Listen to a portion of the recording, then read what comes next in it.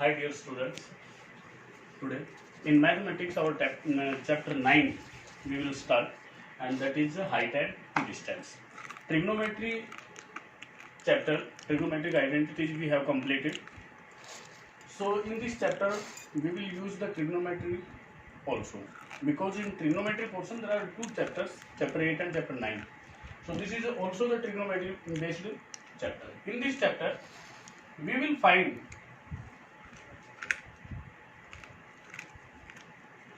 whether the situation will be there, just like a right angle triangle. One angle will be there, suppose its measurement he will give, and length of one side, whether this one and this one will be given, and other we have to find. So you have solved these type questions in chapter 8 also, but here there is the use of these results, means the application of trigonometry you can say. Now see, in this one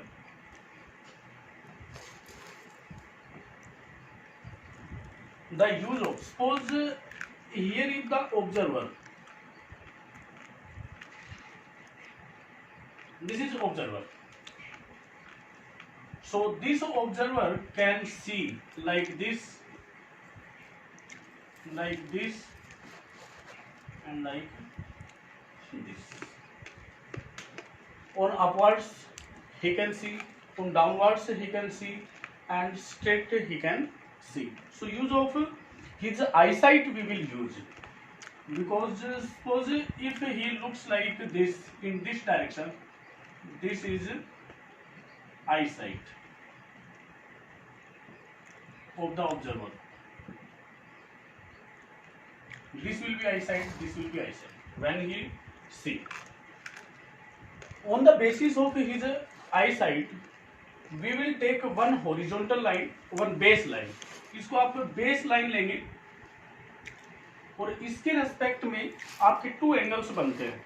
इसके respect में suppose वो upwards direction में देखता है, ऊपर देखता है. ये जो एंगल बनता है वो बनता है एंगल ऑफ एलिवेशन, और इसके साथ में जो ये एंगल बनता है इसको बोला जाता है एंगल ऑफ डिप्रेशन. इनका यूज है इस चैप्टर में, और इसको बोला जाता है horizontal line.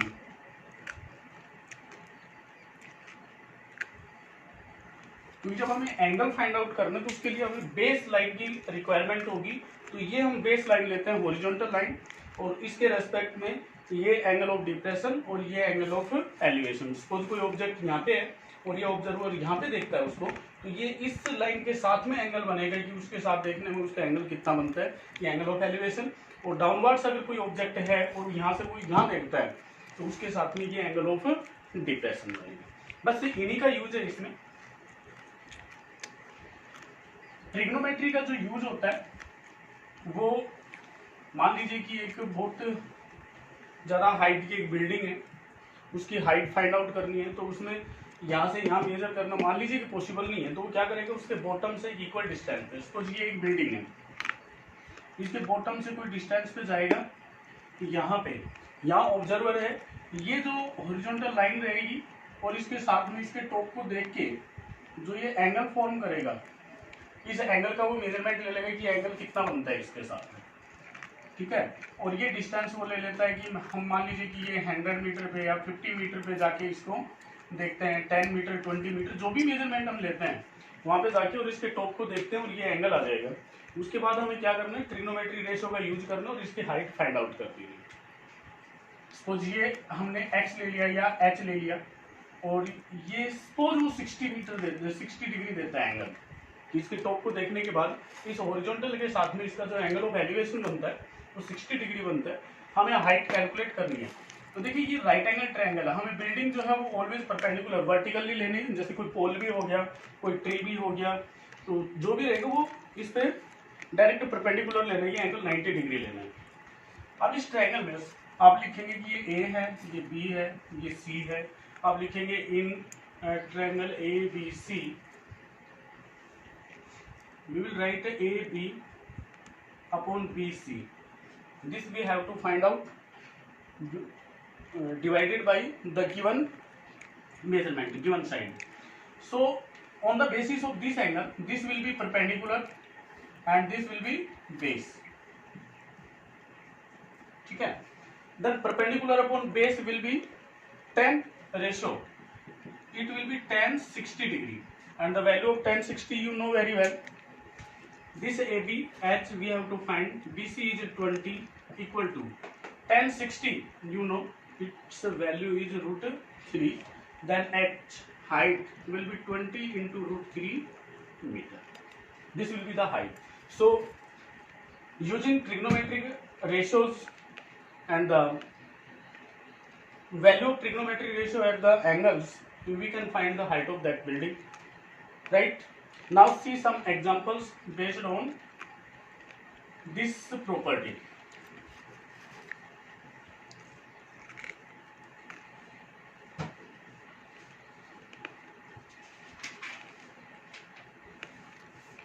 Our first example is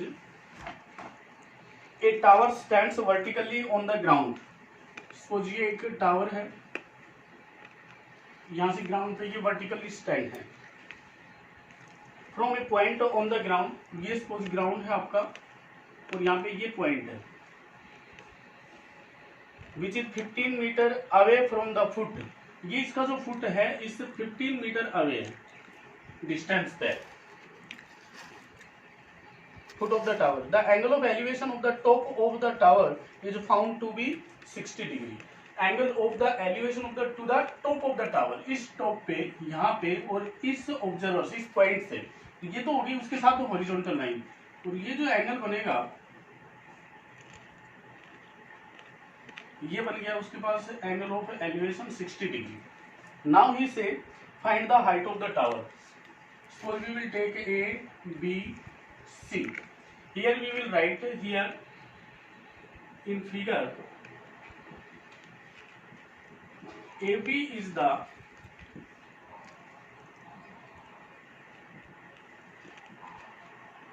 height of tower and C is the point on ground 15 meter away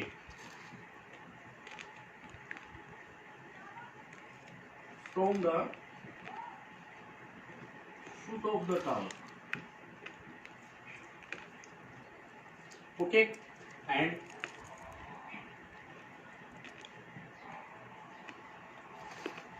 angle of elevation is 60 degree.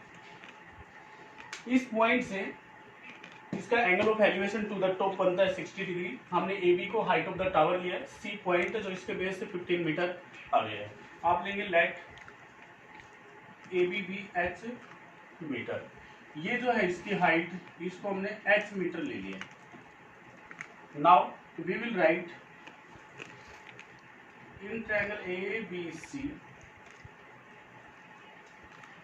A B upon B C will be 10 and 10 angle is 60 degree. Now AB is H, BC is 15, this will be root 3, then H will be 15 root 3 meter. After finding H, you will write hence height of the tower equal to 15 root 3 meter. अगर question में आपके पास last में वो root 3 की value देता है decimal में, तो आप यहाँ पे यूज कर देंगे, अदरवाइज जैसा कैसा छोड़ देंगे, नो प्रॉब्लम. ओके, नेक्स्ट देखिए सेकंड नंबर एग्जांपल है इसका.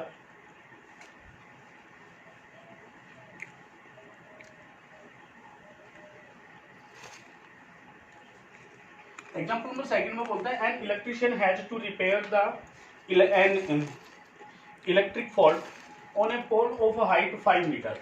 एक पोल है, इसकी जो हाइट देता है वो 5 मीटर देता है.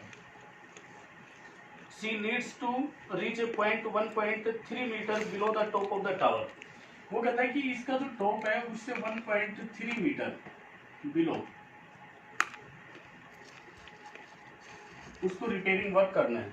सपोज हमने लिया ये ए है, ये बी है, ये तो उस पोल की हाइट होगी, और यहाँ पे हमने पॉइंट सी ले लिया जहाँ पे उसको रिपेयरिंग वर्क करना है जो 1.3 मीटर बिलो है। तो टोटल 5 था, यहाँ से फिर ये कितना रहेगा, ये रहेगा आपका 2.7।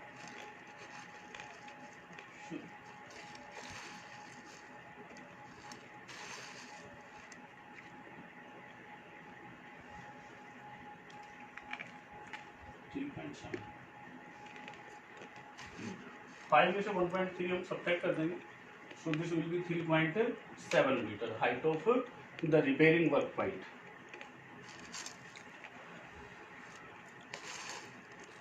Of the pole to undertake the repair work, what should be the length of the ladder that she should use, which when inclined at an angle of 60 degree to the horizontal। ये जो horizontal line है इसके साथ में यहाँ तक हमें ladder का यूज करना है। इसने लेंथ ऑफ लैडर पूछा कि कितनी रिक्वायरमेंट है कि एंगल ऑफ एलिवेशन इसके साथ में बने वो 60 डिग्री बने, इसको पॉइंट डी नेम देते। This is the question. Now see, we have to find this length. You will write in figure AB equal to 5 meter is the height of pole. Okay. C is the point where repairing work should be done. Okay, then BC will be 5 minus 1.3, that's is equal to 3.7 meter. D is the point on the ground which makes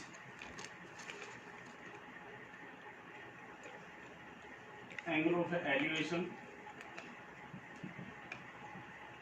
with ladder and horizontal line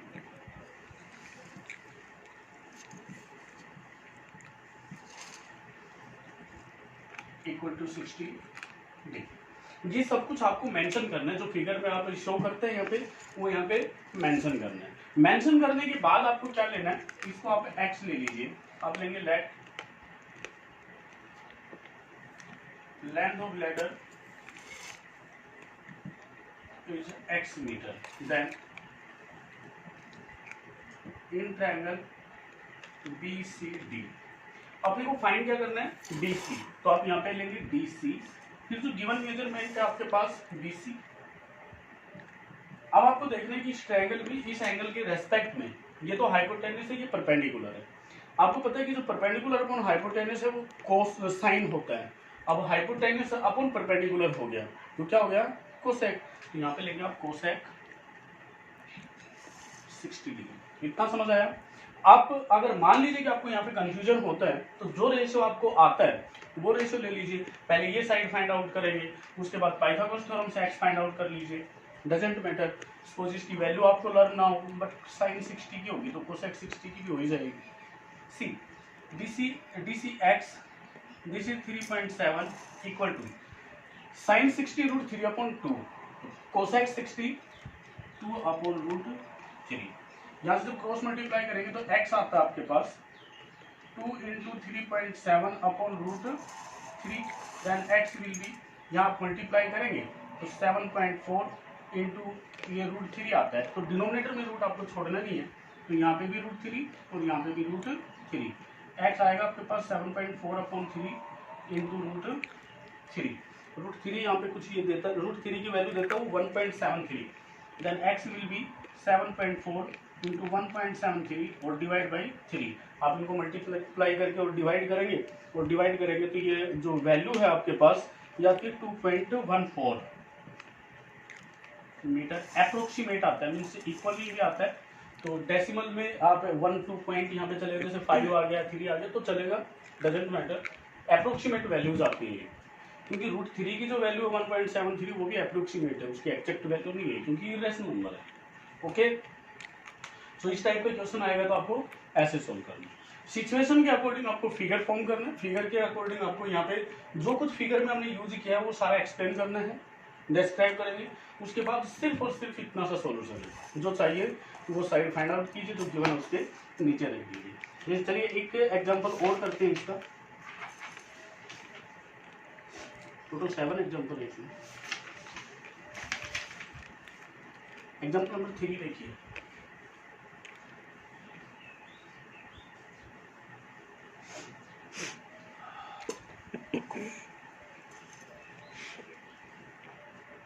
example number 3 में वो बोलता है an observer 1.5 metre tall is 28.5 metre away from a chimney, the angle of elevation of the top of the chimney from her eyes is 45 degree, what is the height of the chimney. देखिए एक chimney है, एक observer है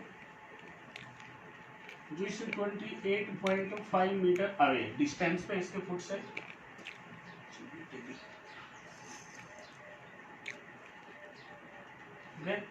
इसकी जो height देता है वो 1.5 मीटर देता है ऑब्जर्वर की। अब ये ए, ये बी, ये सी और ये डी ले लीजिए।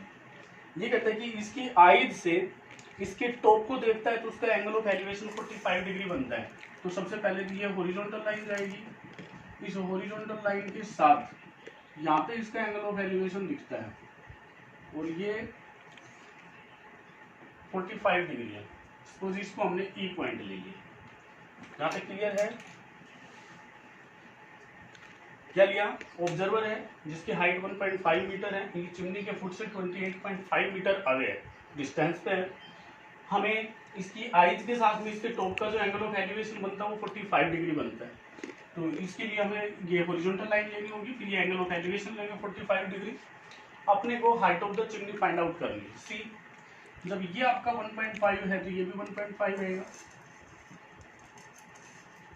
ये 90, ये 90, तो ये रेक्टेंगल फिगर बन जाएगा। रेक्टेंगल बनेगा तो इसके अपोजिट साइड इक्वल रह जाएगी। और यहाँ से ये जो हाइट है इसको आप यहाँ पे h मीटर शो कर देंगे, ठीक है। आप लेंगे in figure A B equal to 1.5 metre is the height of observer and BC is the height of chimney.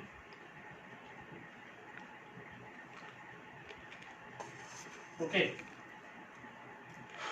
AE is parallel to BC, ABCE is a rectangle,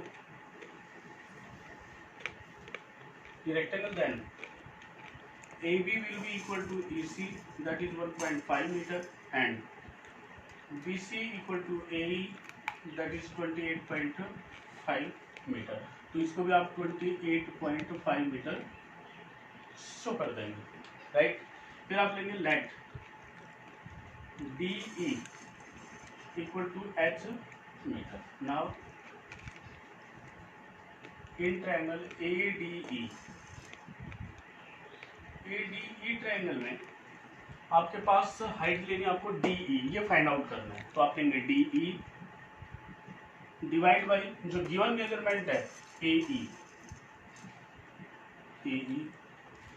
इस angle के respect में ये परपेंडिकुलर हो गया, ये base हो गया। Perpendicular upon base होता है आपका tan रेशियो, तो इसके इक्वल लेंगे हम tan 45 डिग्री। DEH लिया है हमने, AE 28.5 है, tan 45 1 होता है, तो H कितना रह जाएगा आपका 28.5 metre. Then height of chimney